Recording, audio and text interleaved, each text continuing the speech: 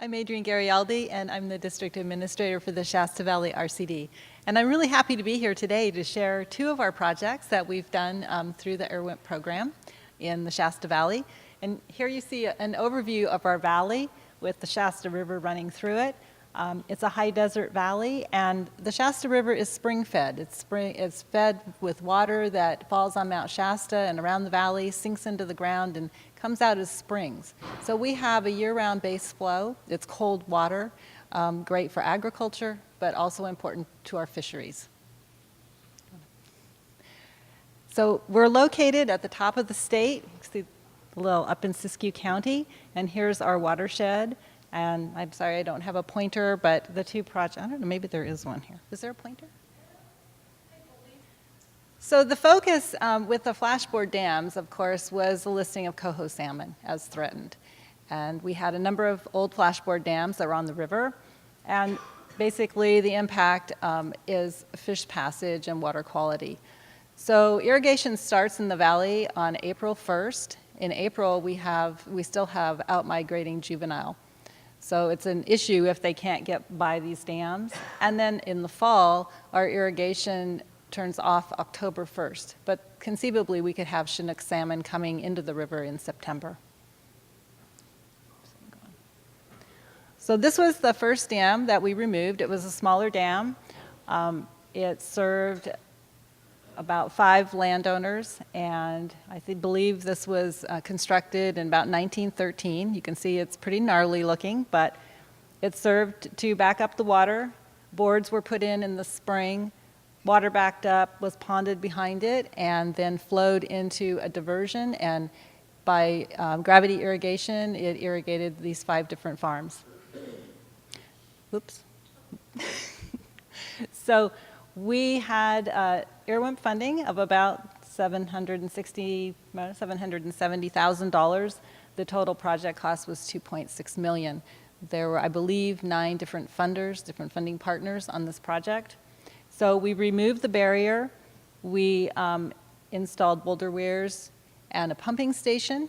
This was a really difficult decision for these landowners. We had been working on this for about 10 years with them, trying to convince them that they would be better off to pay electrical costs.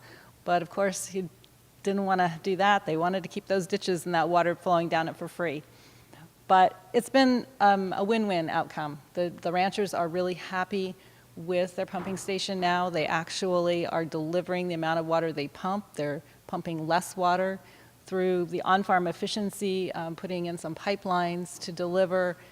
It's really helped them with maintaining their irrigation. And they also have a tailwater collection area where they collect tailwater that's coming off of another irrigation district, and they're able to utilize that water when it's flowing and not pump any river water. Okay, you can go on. Adrienne, how many acres are irrigated? I don't know offhand the number of acres are in this. So here was a picture after with the new pumping station. The river is flowing clear, a picture of the fish screen that was installed.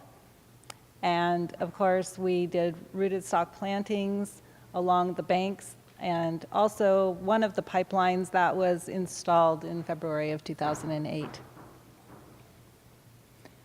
Here's a great picture I got of breaking out the concrete abutments for the dam, and another shot of the river as it was when the project was complete. Our second attempt, even bigger project, was the Shasta River Water Association. And let's see, we got 1.9 million IRWIMP funding. Total project cost $4.1 million. This project, or this photo was taken during construction. And you can see the bypass channel that was cut around up on this. Yep, there's the bypass channel. The new bay for the fish screen has been put in, a little, right down, nope, the little white thing, right? Oh, okay, right. Oh, There you I go. see it now, yeah. Yeah. Yeah, thank There's boulder weirs, the boulder riffles right there, number 1, and number 2 way over here on the side.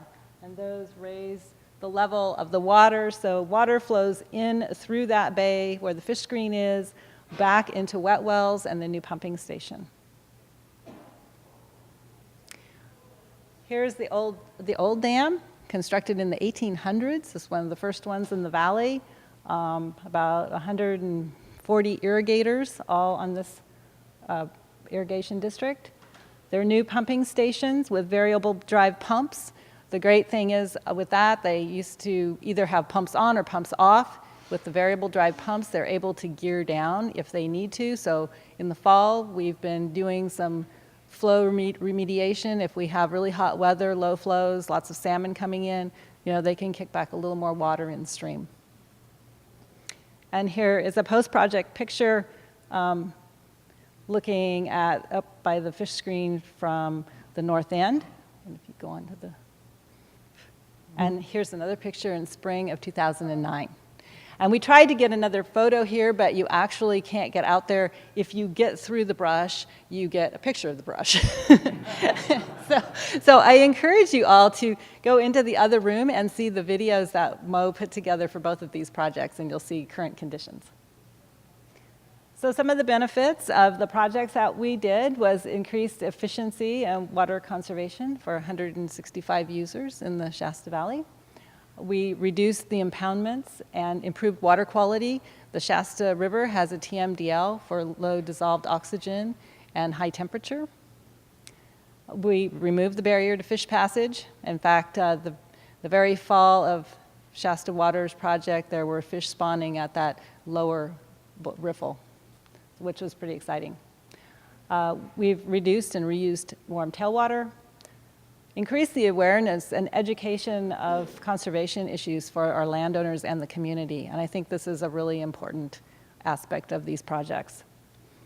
We've demonstrated collaborative efforts of multiple stakeholders to achieve these outcomes. And there was at least 10 different funders on each of these projects. I mean, our little staff of 5 was managing about $9 million in funding over this couple of years.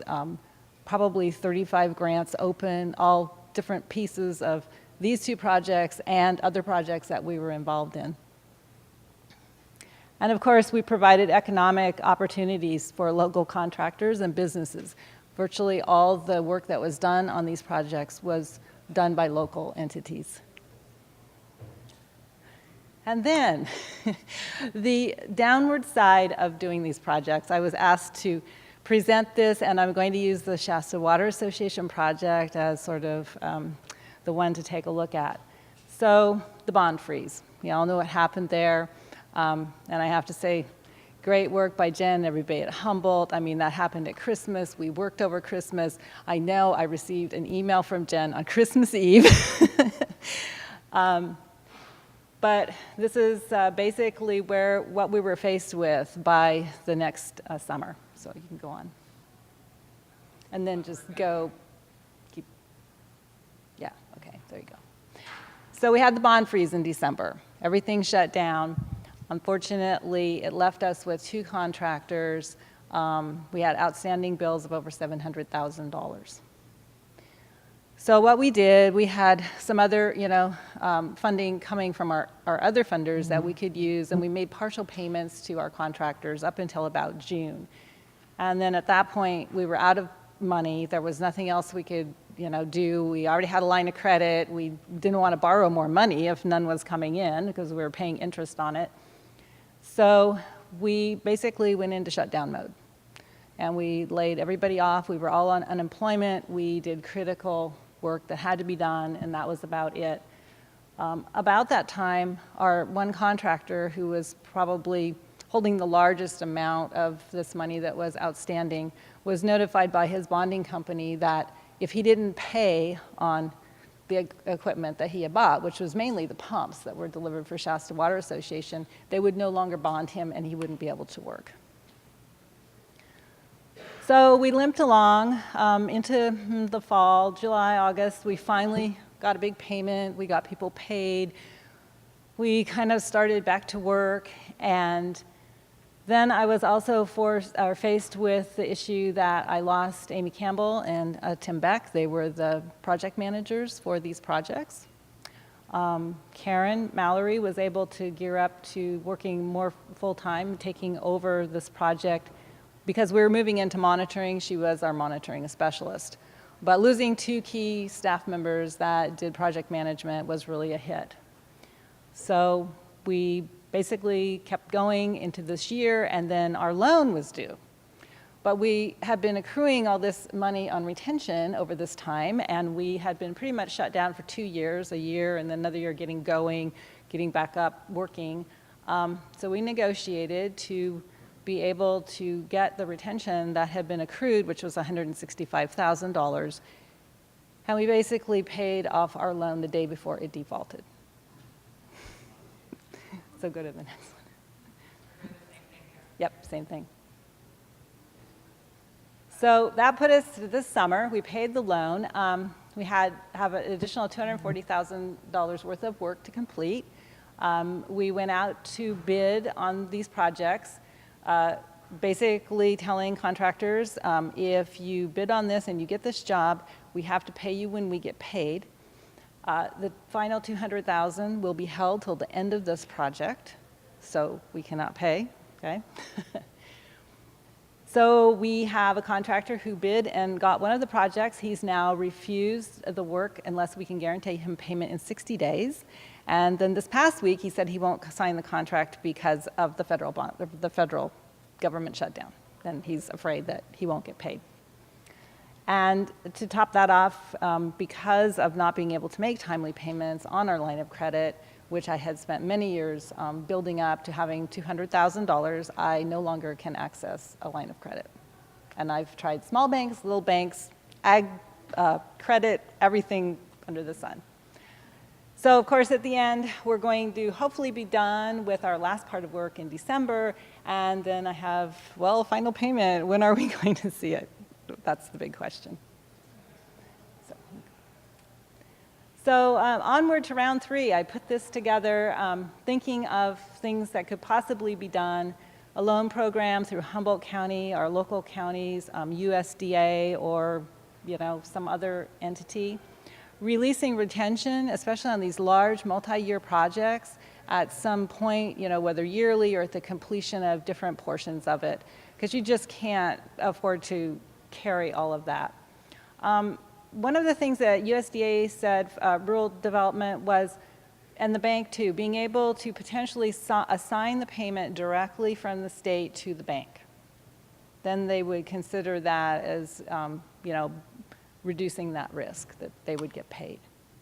And I didn't factor in the interest, and I've been thinking about this, but maybe the Humboldt County would need to create a side fund so that as we need to take money to finance this, because you really can't write it into your project very much, you don't know, are you going to need to borrow money and how long and for how much? So, something that could be drawn on. And so the benefit of all of this, I invite you out, anybody who would like to, October 18th and 19th, Nature Conservancy is having their annual open house. And we've been doing about 20 years worth of projects on the Shasta River, and last year we saw a return of nearly 30,000 Chinook, and the preliminary out-migrant count of juveniles was over 5 million. That's the largest Chinook run in 40 years on this river.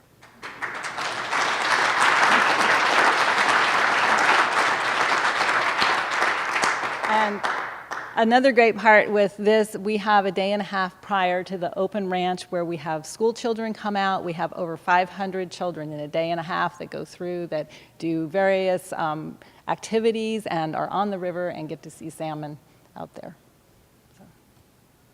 So thank you. Thank you all.